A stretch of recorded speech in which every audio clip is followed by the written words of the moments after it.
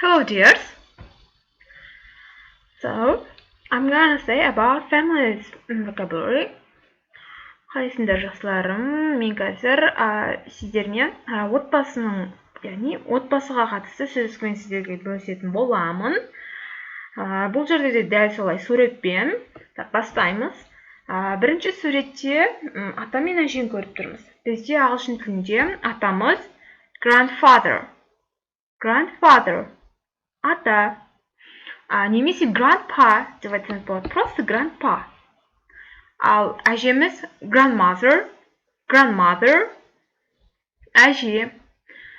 Екінші суретте ерлі зайыптылар, иә? Бұл жерде мына кісі, яғни әкеңіз болуы мүмкін. Мысалға оны father немесе daddy. Ал ана, мама, mother, mommy. Так.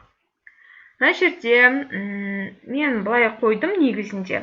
Так, мына кісі, яғни мына кісілердің мысалға баласы болуы мүмкін. Солай алайық. Сондай кезде біз, яғни ұлы болып тұр ғой. Оны біз ағылшын тілінде son деп айтамыз. Son. Ал мына олардың келіні. Daughter-in-law. Ана немерелері. Немере ұлы болса grandson, немере ұл. Немере қыз болса granddaughter. Мына суретте ағасы мен қарындасы, или әпкесі мен інісі. Бізде аға немесе ініні brother, аға, әпке немесе сіңіліні sister, немесе қарындасы мысалы sister деп айтамыз. Так, енді айту керек, біз аға екенін білдіргіңіз келсе, просто brother деңіз. Или болмаса үлкен ағаңызды айту үшін my older brother, менің үлкен ағам деген сияқты. Ал ініңізді айтатын болсаңыз my little brother, менің кішкентай ағам болмайды, ол кезде менің інім деп қазақшаға аударылатын болады. Сіңілі әпкеде де солай. Егер әпкеңіз болса просто my sister деп айтасыз, менің әпкем. Ал егер үлкен әпкеңіз айтқыңыз келсе my older sister, менің үлкен әпкем. Ал енді сіңілің немесе қарындасыңыз туралы айтатын болсаңыз little'ды қойдыңыз. My little sister, менің қарындасым, менің сіңілім. Түсінікті ме? Келесі, бізде көбісі надан шатасып жатады. Son or boy, girl or daughter. Girlfriend or boyfriend. Например, так. Son деген ағылшын тілінде ұл, boy деген бала мысалға, ұл бала. Girl деген қыз, daughter деген де қыз. Енді екеуінің осылардың бір-бірінен қалай айырмашылығы бар, қай жерде қолданамыз дейді. Boy мен girl дегеніміз жалпы атау. Қазақтағы ұл бала, қыз бала. Мысалға сіз, мысалға Айнұр дейлік. Айнұр ол қыз бала дейтін болсаңыз, she is a girl деп айтасыз. Просто оны сіз сипаттап жатасыз. Жалпы айтады ғой қазақта. Ал енді son немесе daughter, ол біреудің қызы немесе ұлы. Мысалға, мына ол қыз бала, Арманның баласы немесе қызы. Түсініп тұрсыздар ма? Сіз мысалға досыңызбен әжеңіздің үйіне келдіңіз. Әжеңіз сұрайды, әй, мына бала кімнің баласы дейді. Сол кезде мына бала деген кезде сіз this boy немесе мына қыз деген кезде this girl деп айтасыз. Ал кімнің баласы, кімнің қызы деген кезде, мысалға Арманның баласы или Арманның қызы дегенде Арман's son, Арман's daughter деп айтасыз.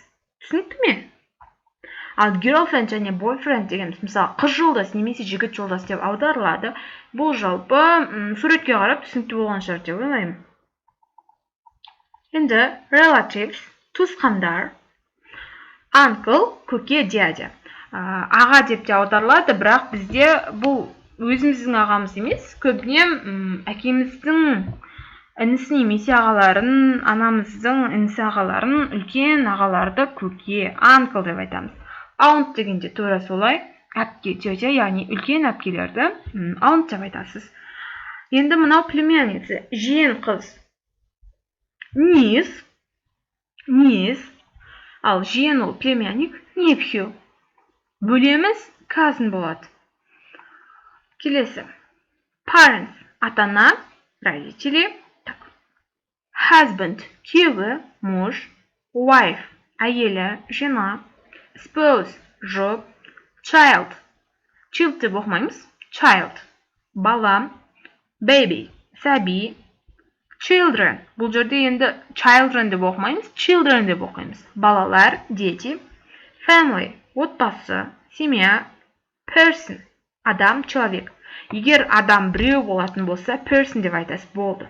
Мысалға, менің үлгі тұтар адамым, неге болмаса менің ең сүйікті адамым, ол менің әкем деген кезде, my favorite person is my father. Мысалы, сөйтіп айтасыз. Ал екі немесе одан да көп, people, адамдар. Менің жақын адамдарым, ол менің туысқандарым. My close people, мысалға, are my relatives. Так. Now, бізде қайната, father-in-law, mother-in-law, қайнене, son-in-law, күйеу бала, sister-in-law, қайын әпке.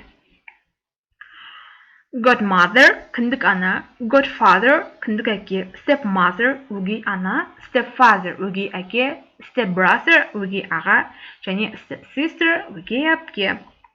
Так. Енді бізде кішігірім бір тапсырма болады.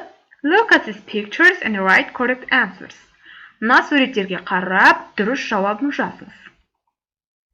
Так. Егер қазіргі сіздерге сөздігім түсінікті болса, осы тапсырманы жақсы орындап шығады деген ойдамын. Так, бұл жерде бізде Хьюберт деген ата, Сьюзен деген әже, яғни екеуінің отбасы. Олардан тараған 3 баласы бар. Роберт, Ник, Меган. Ал Том олардың күйеу баласы. Ал Меган мен Том екеуі үйленгеннен кейін оларда Алан және Лили атты балалары дүниеге келеді. Тура осы форматта мына жерде мынандай тапсырма бар, соған қоясыздар. Мысалға бірінші сұрақ. Who are Hubert and Susan's children дейді. Hubert пен Сьюзеннің балалары кімдер? Міне. Hubert пен Сьюзеннің балалары кім? Роберт, Ник, Меган, Том олардың күйеу баласы просто. Жауапқа Роберт, Ник және Меган деп айтамыз. Енді екінші сөйлем. Who are Robert, Nick and Megan's parents дейді. Роберт, Ник, Меганның ата-аналары кімдер? Роберт, Ник, Меганның ата-анасы Хьюберт пен Сьюзен. Hubert and Susan деп жазасыз. Так, үшінші сөйлем. Who are Hubert and Susan's sons дейді. Хьюберт пен Сьюзенның ұлдары. Ұл балалары кім? Кімдер олар? Роберт және Ник, дұрыс па? Хьюберт мені, Сьюзен мені, олардың ұл балдары Роберт және Ник, а Меган просто олардың қызы. Осылай мынандай сұрақтарға жауап береміз. Жалпы бүгінгі сөздік түсінікті болса, іске сәт.